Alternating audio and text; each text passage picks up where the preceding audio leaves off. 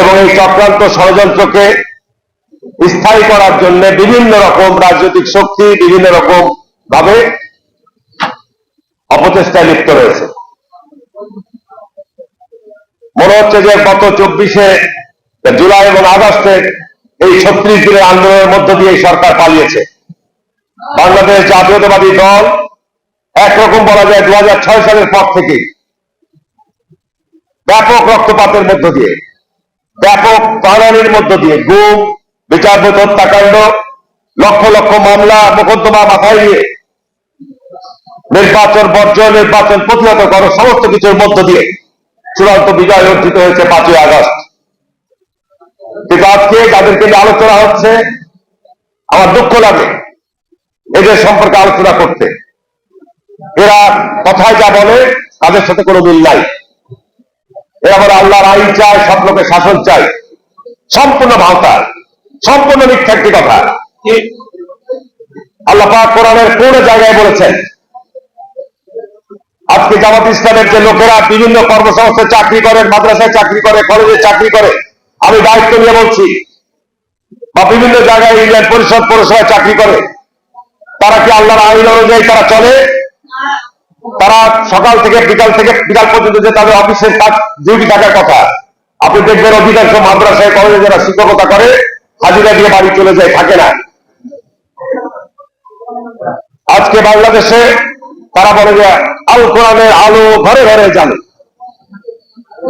এটা একটা common slogan. তারা ধর্মীয় এই মূল্যবোধকে, ধর্মীয় যে অনুভূতিকে তারা কাজে লাগিয়ে, মানুষের যে ধর্মীয় অনুভূতিকে কাজে লাগিয়ে তারা ব্যক্তির সাথে ব্যবহার করতে চায়। এই জামাত ইসলামের মতো যে রাজনৈতিক দল, আমি ছাত্র জীবন থেকে মোকাবেলা করে আসছি, ছাত্র জীবন থেকে মোকাবেলা করতে এসে তাদের রাজনৈতিক চরিত্র সম্পর্কে যেটুকু বিশ্লেষণ হয়েছে, নতুন ভাবে এই 25 আগস্টের পরে যে আজকে দীর্ঘ 15 বছরের দেশে তাফসীর মাহফিলের উপর একটা ভয়ানক নিষেধাজ্ঞা ছিল। এখন তাফসীর মাহফিল করতে গিয়ে দেলোয়ার হোসেন সাঈদীর পুত্র পর্যন্ত চাঁপাইনবাবগঞ্জে গিয়েছে, জামাতের আমির পর্যন্ত গিয়েছে। তারা এক সপ্তাহে প্রচার করেছে তাফসীর মাহফিলের নাম করে, সেখানে হাজার হাজার লোক জমায়েত করেছে। আর তাফসীরের নাম করে তাদের প্রার্থীকে মঞ্চে উঠিয়ে বলছে আপনাদের জন্য রেখে গেলাম, আপনারা এই প্রার্থীকে বিজয়ী করবেন।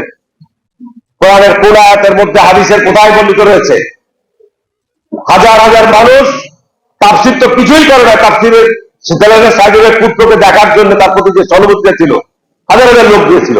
সবাই থুতু নিক্ষেপ করে গাড়ি রাজ করতে করতে ওখান থেকে বেরিয়ে গেছে। বলছে আমরা তো তাফসীর শুনতে এসেছি, তাকে তোমরা ভোটে প্রার্থী দেওয়া, তার জন্য তো আমরা এখানে আসি নাই।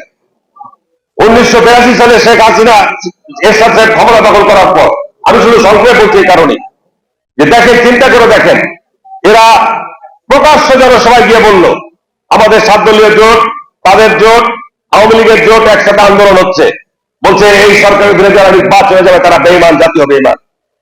অথচ তারা 86 সালে বিএনপি নির্বাচন আন্দোলনে থাকলো, শেখ হাসিনার সাথে যোগ সাজস্য করে এরশাদের কাছ থেকে টাকা নিয়ে তারা নির্বাচনে যোগদান করলো। কি ঠিক না বেঠিক বলছি কথা? কোথায় তাদের কোরআনের আইন, সবলোকের শাসন? কি কথা বলে ঠিক না বেঠিক বলছি? তারা যখন যেরকম রূপ ধারণ করা দরকার করে, কখন বলে মহিলা নেতৃত্ব হারাম। পার্লামেন্টে আপনার তারা মহিলা এমপি নাই না, তাদের মহিলা সংগঠন নাই, তারা একদিকে বলবে যে মহিলা নেতৃত্ব হারাম, আর মহিলাদেরকে নিয়ে নিয়ে তারা উঠান বৈঠক করবে, মহিলাদেরকে নিয়ে অজমাহফিল করবে, সমাবেশ করবে। এগুলো তারা তাদের কর্মের সাথে, তাদের ঘোষণার সাথে কি মিল রয়েছে? আমি ব্যর্থহীন করতে বলতে চাই যে জামাত ইসলাম একটি ধর্মান্ধ, একটি উগ্রপন্থী দল। তারা ধর্মকে ব্যবসা করতে চায়। আর পরিষ্কার কথা, পরিষ্কার স্পষ্ট কথা আমি কয়েকদিন আগে বলেছিলাম যে যারা এই ধর্ম ব্যবসায়ী তারা ধার্মিক নয়, আর ধার্মিক তারাই যারা ধর্মভীরু এবং যারা আল্লাহকে ভয় করে। বন্ধুরা আমার, আমি আজকের মাননীয় সভাপতি এবং মাননীয় প্রধানমন্ত্রীর দৃষ্টি আকর্ষণ করে বলতে চাই, আমার এলাকায় বীরশ্রেষ্ঠ ক্যাপ্টেন জাহাঙ্গীর সাহেব শায়িত রয়েছে। 1971 সালের 14 ডিসেম্বর উনি রাজাঘাটের দ্বারা নিহত হয়েছেন, পাকিস্তানি সেনাবাহিনী দ্বারা নিহত হন নাই। শেখ মুজিব সাধারণ ক্ষমা ঘোষণা করেছিলেন, শেখ হাসিনা সে বিচার শুরু করেছিলেন। আজকে তারা যেভাবে আস্ফলন করে বেড়াচ্ছে, আমি মনে করি যে যুদ্ধ অপরাধীদের বিচার কন্টিনিউ করা দরকার রয়েছে। কারণ তারা এই কিছুদিন আগে আমার বক্তা বলে গেলেন যে স্বাধীনতার উষালগ্নে বহু প্রতিযোদ্ধা মুক্তিযোদ্ধাকে তারা নির্মমভাবে হত্যা করেছেন, সঠিক। সুতরাং এদেরকে যদি আপনার এই ক্ষমা করে দেওয়া হয়, তাহলে তারা এইভাবে জাতির মধ্যে বিভ্রান্তি অনৈক্য তৈরি করে, ধর্ম নিয়ে ব্যবসা করে তারা জাতির মধ্যে যে ষড়যন্ত্র চক্রান্ত বীজ বলতে চায়, সেটিকে তারা এগিয়ে নেওয়ার চেষ্টা করবে। কিন্তু আমাদের মুক্তিযোদ্ধাদের